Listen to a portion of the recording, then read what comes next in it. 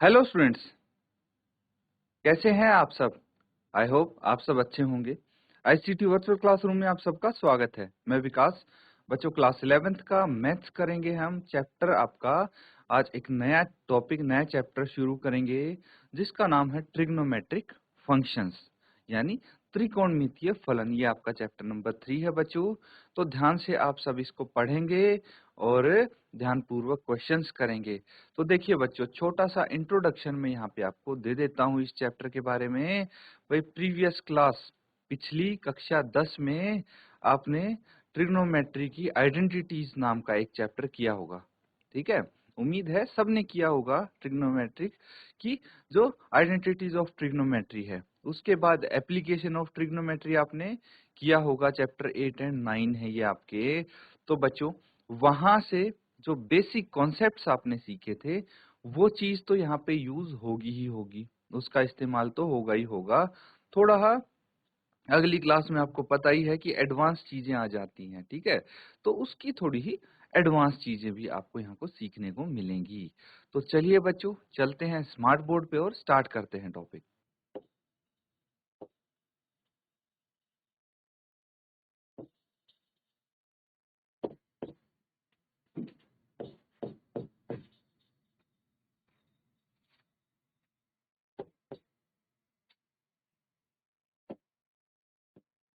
तो बच्चों, ये चैप्टर है ट्रिग्नोमेट्रिक फंक्शन, यानी त्रिकोणमितीय फलन। इसको हम हिंदी में बोलेंगे, वो भी आप लिख लीजिए।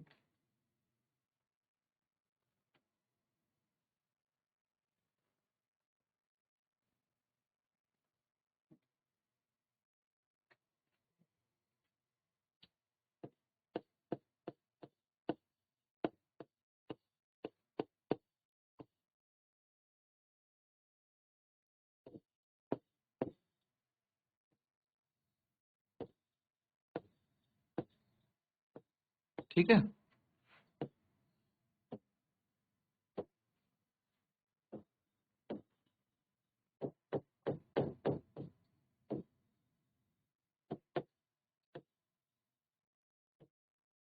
ये क्लियर है। ये आपका चैप्टर हो गया, दिस इज चैप्टर नंबर 3। ठीक है, तो कुछ बेसिक चीजें यहाँ पे आप सीख लीजिए। एक ट्रायंगल लेते हैं हम, ठीक है, राइट एंगल ट्रायंगल। एक राइट एंगल ट्रायंगल होगा,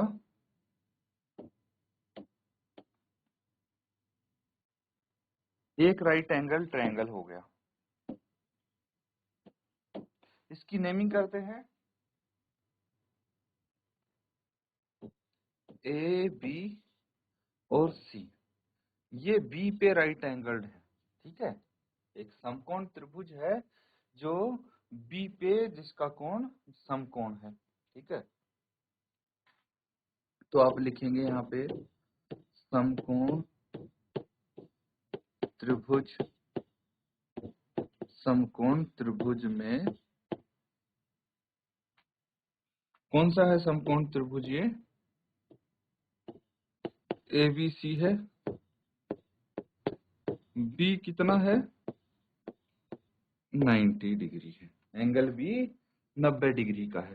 क्लियर है? ये हम थीटा मान लेते हैं, यहाँ पे एंगल ए को थीटा मान लेते हैं। तो यहाँ पे साइड कौन सी क्या क्या हो जाएंगी? देखिए, जो 90 डिग्री एंगल के सामने वाली भुजा है उसको हाइपोटेन्यूज बोलेंगे। ठीक है, यानी कर्ण, ये कर्ण हो जाएगी।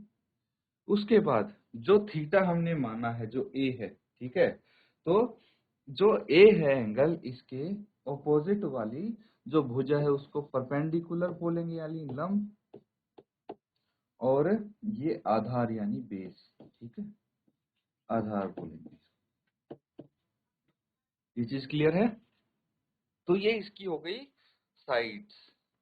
अब बच्चों, हम यहां से कुछ चीजें डिराइव करेंगे। ये डायग्राम पहले आप बना लीजिए।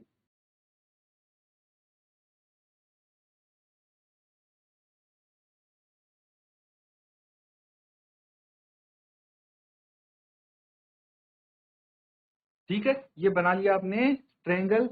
अब देखिए, एक चीज समझनी है आपको कि हाइपोटेन्यूज कौन सा होता है। हमेशा हाइपोटेन्यूज वो होता है जो भाई 90 डिग्री का एंगल है उसके ऑपोजिट वाली भुजा को हाइपोटेन्यूज यानी कर्ण बोलते हैं, जो कि एसी है। समझ में आ गया? तो यहाँ पे मैं लिख देता हूं आपके लिए कर्ण कौन सा हो गया। इसको हाइपोटेन्यूज यानी एच से भी डिनोट करते हैं। ये कौन सी हो गई? समकोण के सामने वाली भुजा। ठीक है,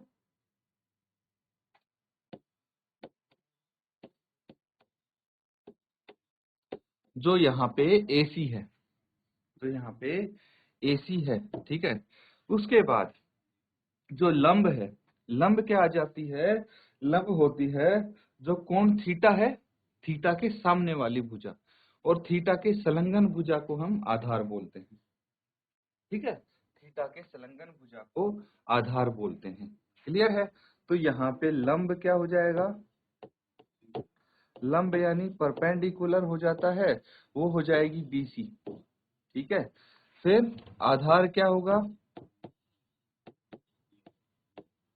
आधार यानी बेस, ये हो जाएगी AB। AB आधार हो जाएगी। क्लियर है? तो ये चीजें हैं। सोचो, अगर हमारा थीटा सी पे होता, अगर थीटा सी पे होता तो क्या होता? वही सी पे होता तो इसके अपोजिट भुजा ए बी होती, तो तब ए बी लंब बन जाता और बीसी बेस यानी आधार बन जाता। ये चीज ध्यान रखनी है। क्लियर है? तो इस तरह से आपको इन चीजों का पता लगता है। अब देखिए, हमें पता है कि कुछ त्रिकोणमितीय अनुपात होते हैं। ठीक है, ट्रिग्नोमेट्रिक रेशियोज जिनको हम बोलते हैं, उनके बारे में कुछ पढ़ते हैं। चलिए,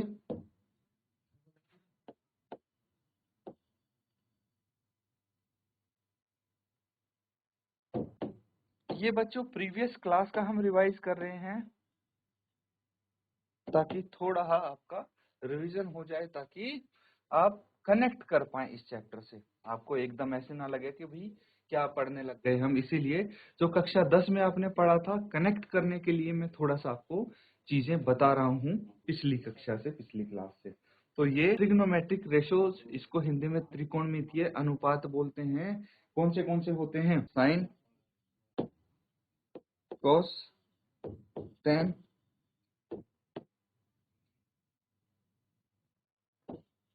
कोसेक, सेक, कोट। ये त्रिकोणमितीय अनुपात हो जाएंगे। ठीक है, और हमारे पास जो साइड्स हैं वो तीन है। कौन सी?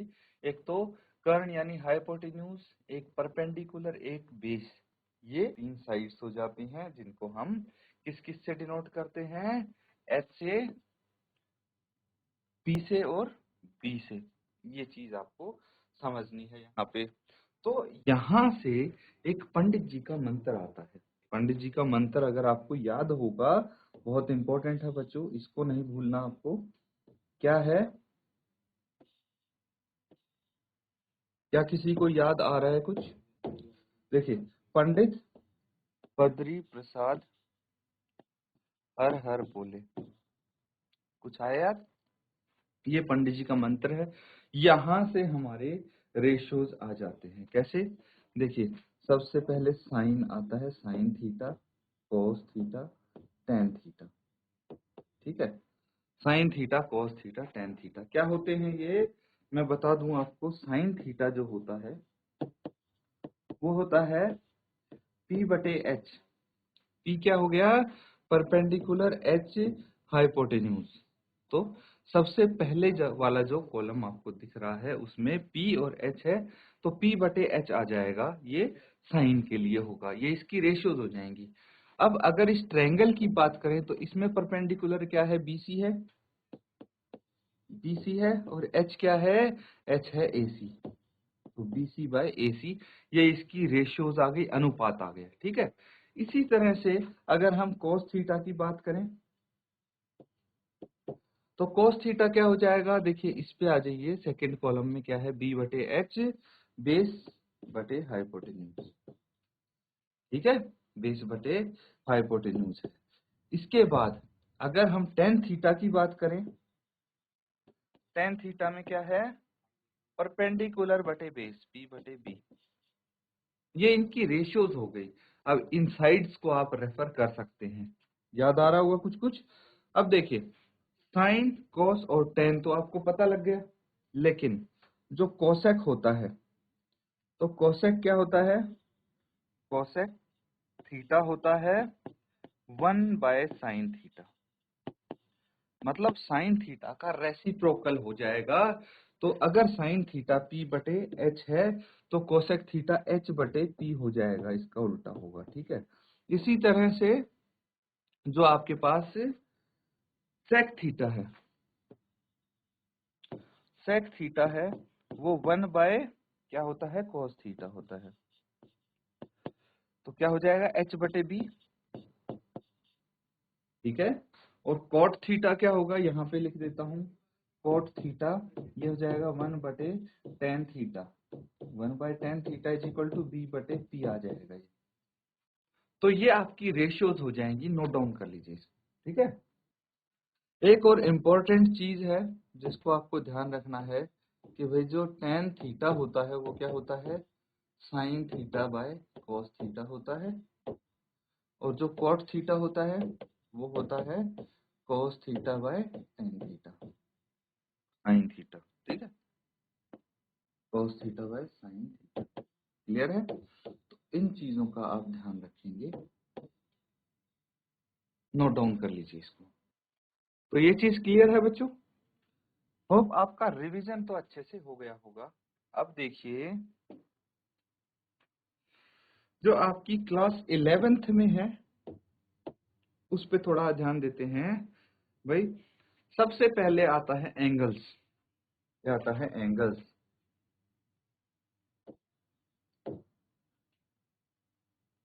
तो हम करने वाले हैं मेजरमेंट ऑफ एंगल्स,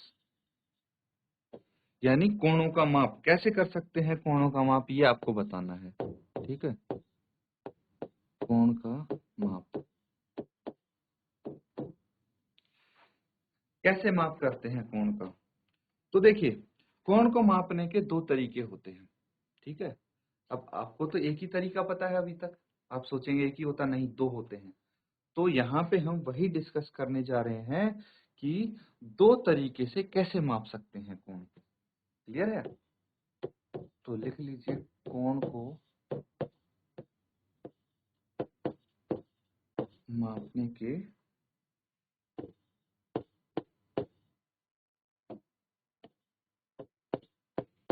दो प्रकार हैं।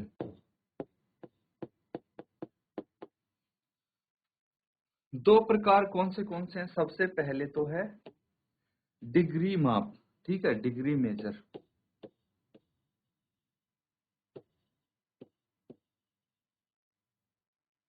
डिग्री मेजर यानी डिग्री माप, ये तो आपको आता है अच्छे से, आता है ना, डिग्री माप। भाई ये तो आप छोटी क्लास से अभी तक करते आए हैं मेजर डिग्री से। कैसे, भाई आपको पता होता है कि भाई जो जैसे 360 डिग्री कोई कोण है, 360 डिग्री का है, फिर 60 डिग्री का है, 90 डिग्री का है, 70 डिग्री का है, 110 डिग्री का है, जो भी है ये एंड सो ऑन। तो इस तरह से मेजर करते हैं हम डिग्री में। अब एक चीज और एडिशनल, आई होप आपको पता होगी ये भी, कि जो डिग्री है, डिग्री को हम मिनट और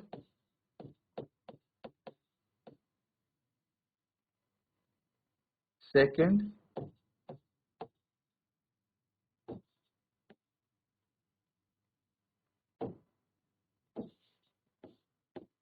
में विभाजित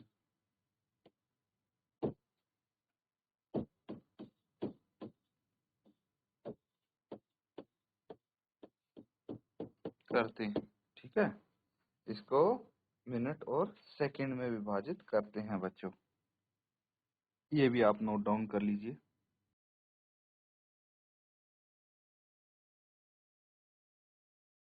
क्लियर है? तो मिनट और सेकंड में हम कैसे इसको रिप्रेजेंट करेंगे वो चीज मैं आपको बता दूं। तो जैसे अगर हम मिनट में लिखते हैं, ठीक है, अगर मिनट में लिखते हैं तो ऊपर एक डैश आएगा, ठीक है, जैसे 12 मिनट्स, ठीक है, एंड 15 सेकेंड्स, तो ये दो डैश आ जाए। क्लियर है? डिग्री को मिनट और सेकंड में ऐसे हम लिख सकते हैं, विभाजित कर सकते हैं। क्लियर है? आगे जब हम इस पे क्वेश्चन करेंगे तो ज्यादा अच्छे से आप समझ पाएंगे इसको।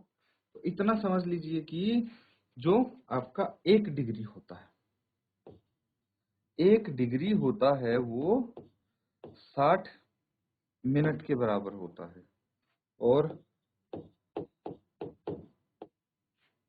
जो 1 मिनट होता है वो 60 सेकंड के बराबर होता है। ऐसे करते हैं सेकंड को रिप्रेजेंट।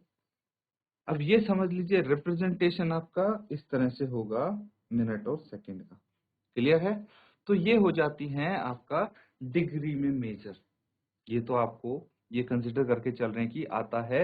बाकी अभी क्वेश्चंस इसके आधार पे करेंगे, कुछ एग्जांपल्स करेंगे तो और बेहतर तरीके से आप समझ पाएंगे इसको। उसके बाद डिग्री के बाद आता है आपका रेडियन माप। इसको नोट डाउन करिए पहले, डिग्री माप को।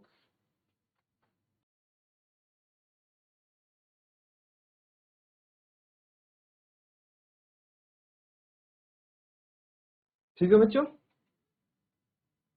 चलिए अगला हम करते हैं अब रेडियन। ठीक है, रेडियन मेजर यानी रेडियन माप। ये हो जाता है रेडियन मेजर,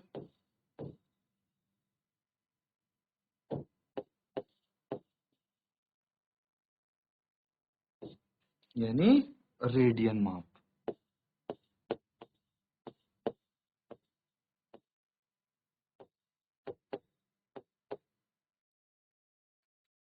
तो कैसे करेंगे इसको?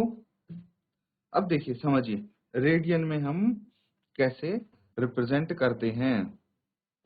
एक सर्कल ले लेते हैं पहले तो, ठीक है, एक सर्कल ले लेते हैं।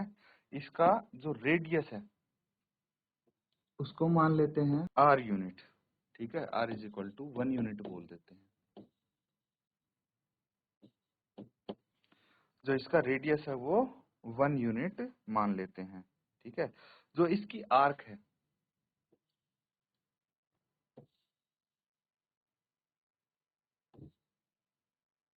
ये हो जाएगी L is equal to 1 unit.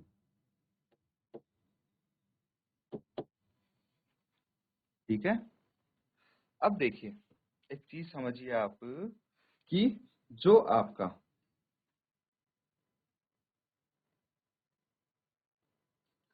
कोण होगा, जो कोण होगा वो किसके बराबर होता है? चाप। चाप अभी देखिए ना, आर्क, जिसको हमने L is equal to 1 unit लिया था, और ये हो जाएगी त्रिज्या। क्या हो जाएगी? त्रिज्या। त्रिज्या पता है, रेडियस त्रिज्या के बराबर, ठीक है। यानी जो थीटा है, ठीक है, जो ये थीटा है ये यहाँ पे किसके बराबर होना चाहिए? L बाय आर के इक्वल होना चाहिए। क्लियर है? अब ये क्या क्या चीजें होती हैं वो डिस्कस करते हैं हम। यहाँ पे थीटा क्या है, एल क्या है और आर क्या है वो मैं बता देता हूं आपको। जो थीटा है,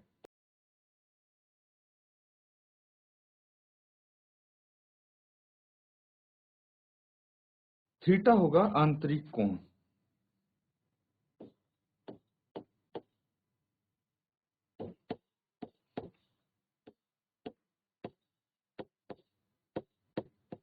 आंतरिक कोण वो भी रेडियन में।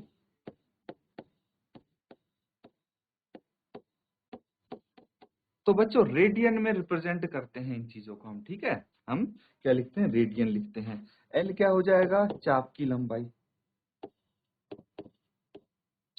चाप की लंबाई।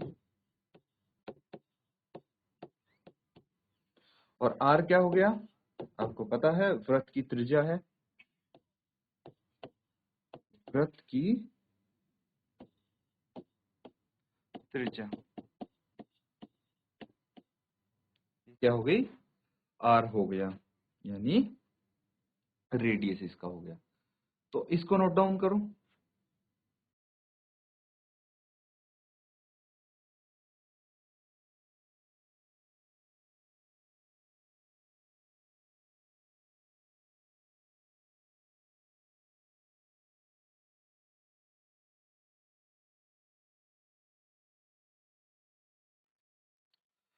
तो बच्चों ये चीज आपको समझना है कि भाई ये किसमें, रेडियन में आता है। इस कंडीशन में आपका, इस केस में जो एंगल आता है वो रेडियन में आएगा।